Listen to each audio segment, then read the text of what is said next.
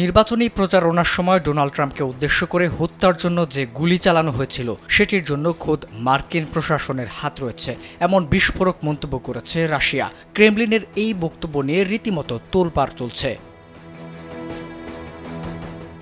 স্থানীয় সময় রোববার ক্রেমলিনে এক সংবাদ সম্মেলনে মুখপাত্র দিমিত্রি পেসকোভ জানান, ট্রাম্পকে সরিয়ে দেওয়া ও হত্যা চেষ্টা করা হয়েছে বর্তমান প্রশাসনের ভেতর থেকেই। এতে আমেরিকানরা নিজেদের মধ্যেই বিভক্ত হয়ে পড়েছেন বলে উপহাস করেন তিনি।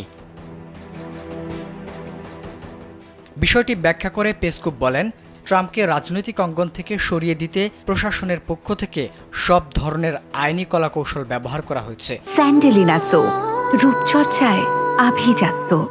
যেখানে আদালত থেকে শুরু করে প্রসিকিউটর ছাড়াও রাজনৈতিকভাবে মর্যাদাহানিকর নানা বিষয় প্রকাশ করা হয়েছে। তাই এত কিছুর পর সবার কাছে এটা মনে হওয়া উচিত যে তার জীবন সংকটে রয়েছে।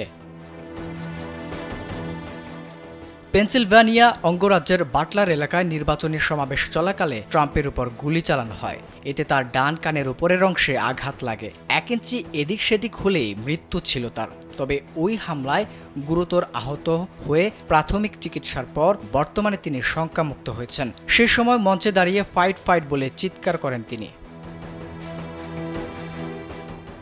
একই ঘটনায় ট্রাম্পের এক সমর্থক নিহত হয়েছেন আর 2 জন গুরুতর আহত হয়েছেন। সন্দেহভাজন বন্দুকধারীকে ঘটনাস্থলে হত্যা করেছেন যুক্তরাষ্ট্রের সিক্রেট সার্ভিসের সদস্যরা। এছাড়া ট্রাম্পের উপর গুলির এই ঘটনায় তাকে রুশ প্রেসিডেন্ট ভ্লাদিমির পুতিনের ফোন করার বিষয়ে কোনো পরিকল্পনা নেই বলেও জানিয়েছে পেসকোভ। আবিদ হাসান, কালবেলা।